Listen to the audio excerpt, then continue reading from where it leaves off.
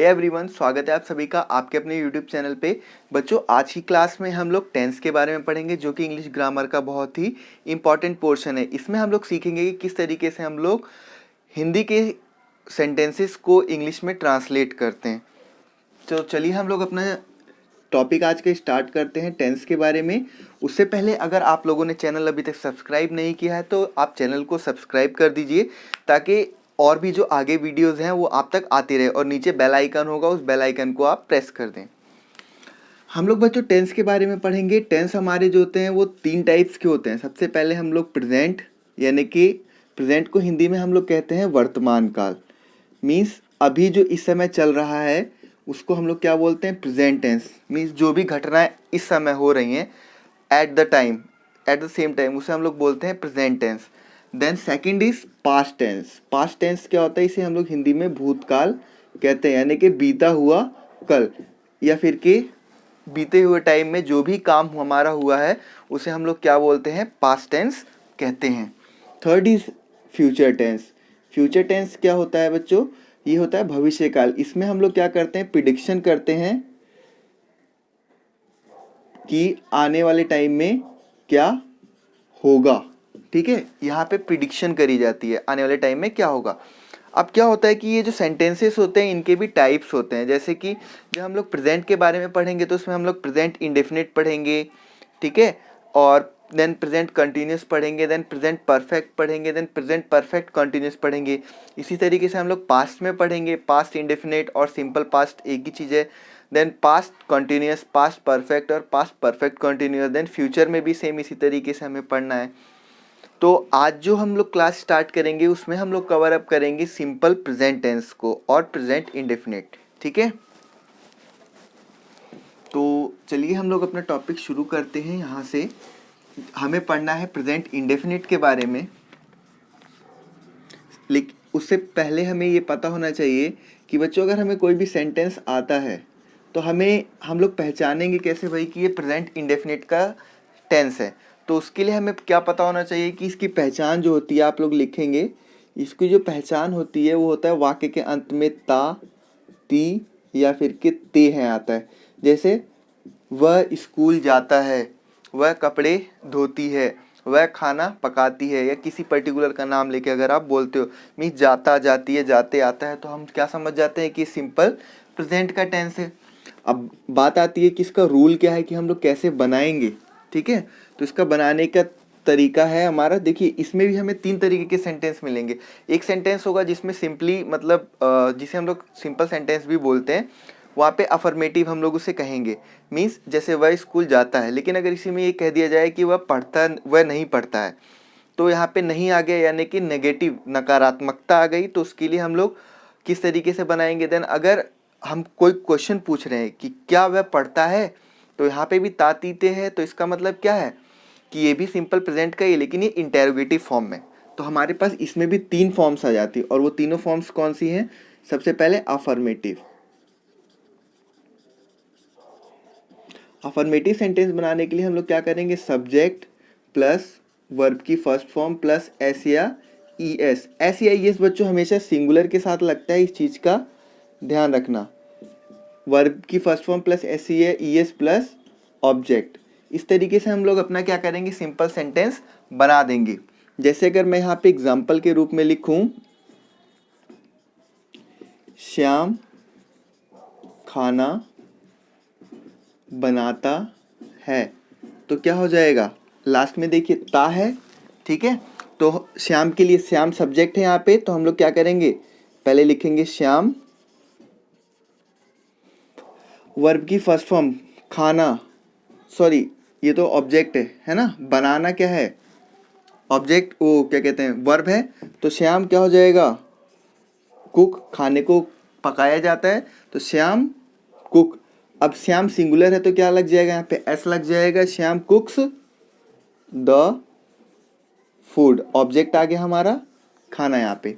ठीक है, इसी तरीके से एक और सेंटेंस देखो कि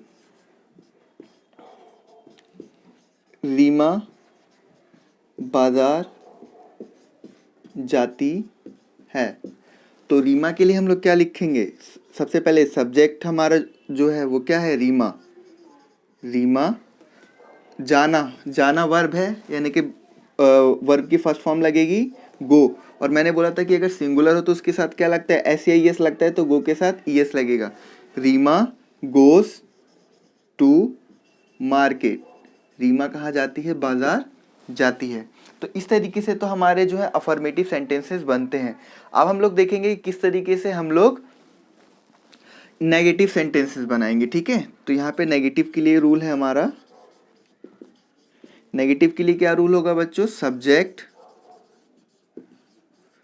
प्लस डू या डस प्लस नॉट प्लस वर्ब की फर्स्ट फॉर्म प्लस ऑब्जेक्ट। तो ये हमारा नेगेटिव के लिए हो जाएगा। देखो कैसे, जैसे यहाँ पे अगर मैं एग्जाम्पल के तौर पे लिखूं, सचिन पढ़ता नहीं है। ठीक है, तो सचिन के लिए हम लोग सचिन ही लिखेंगे। सचिन हमारा सब्जेक्ट है, सचिन। तो डू आएगा या डज आएगा, आप बताइए, सोचिए जरा थोड़ी देर। डू आएगा या डज आएगा,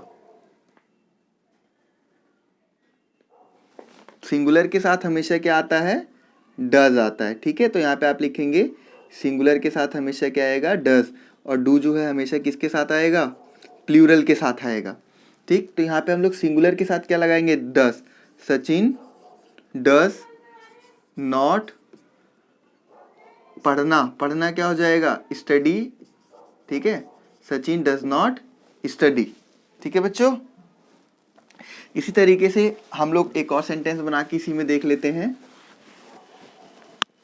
एक और सेंटेंस जैसे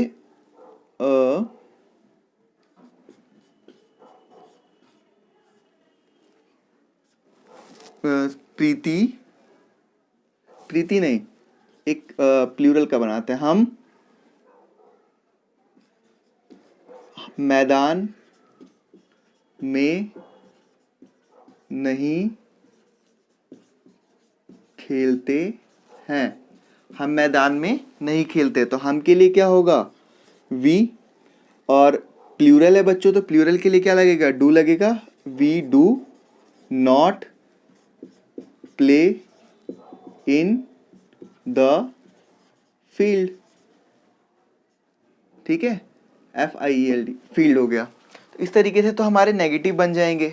अब बात आती है कि इंटेरोगेटिव किस तरीके से बनाना है। ठीक है, इंटेरोगेटिव देखते हैं अब हम लोग।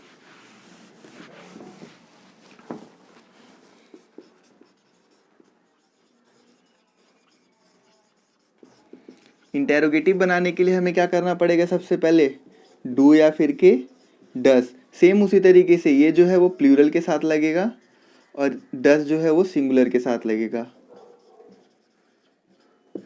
डू या डस प्लस सब्जेक्ट, वर्ब की first form plus object plus question mark.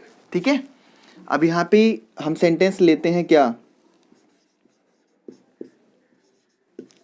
क्या वे स्कूल जाते हैं, क्या वे स्कूल जाते हैं।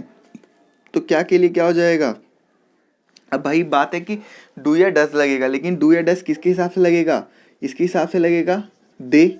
और वे यानी कि कई लोगों के बारे में बात हो रही है, तो क्या हो जाएगा, do they go to school.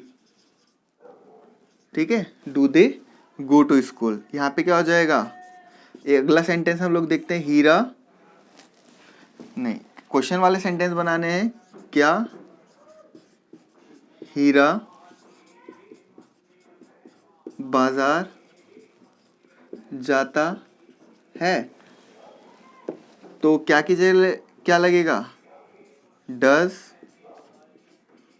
Heera go to market. ठीक है, does Heera go to market. इस तरीके से बच्चों हमारे जो है प्रेजेंट के सेंटेंसेस बनते हैं। इसी में जो है प्रेजेंट में एक नेगेटिव भी आप लोग बना सकते हो। नेगेटिव कैसे बनेगा, नेगेटिव कैसे बनेगा वो हम लोग देख लेते हैं। चलिए यहाँ पे इसी में इंटेरोगेटिव नेगेटिव हम लोग उसे बोलते हैं।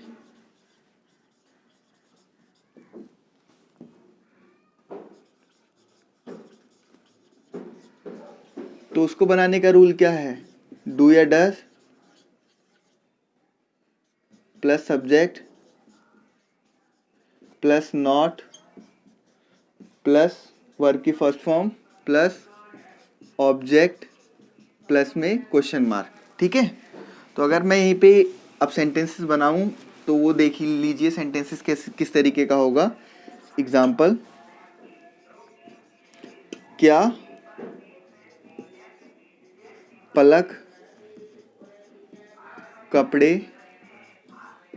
नहीं धोती। ठीक है, क्या के लिए क्या लगेगा, डज लगेगा, क्योंकि भाई पलक है और सिंगुलर है। Does Palak not wash clothes, does Palak not wash clothes. ठीक है, क्वेश्चन मार्क। इसी तरीके से बच्चों आप लोग सेंटेंसेस बनाएंगे प्रेजेंट इंडेफिनिट के। मैं आपको कुछ सेंटेंसेस दे देता हूँ, उसको आप लोग क्या करेंगे, ट्रांसलेट करेंगे और सेल्फ करके देखेंगे। अगर वो आपसे नहीं होते तो आप मुझसे पूछ लेना। तो आप सेंटेंसेस चलिए लिख लीजिए।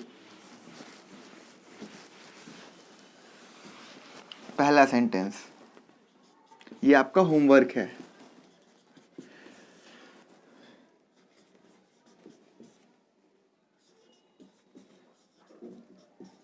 क्या वे बाजार जाते हैं। सेकंड,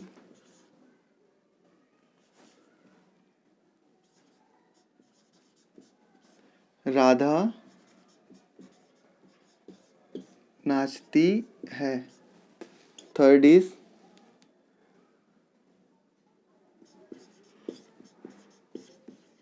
विपिन चाय नहीं पीता है। ठीक है, फोर्थ इज, क्या, यहाँ पे क्वेश्चन मार्क आएगा, क्या हम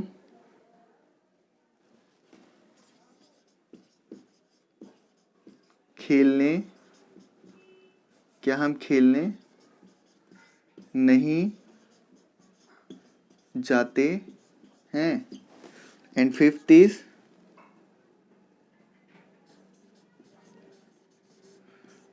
मम्मी अच्छा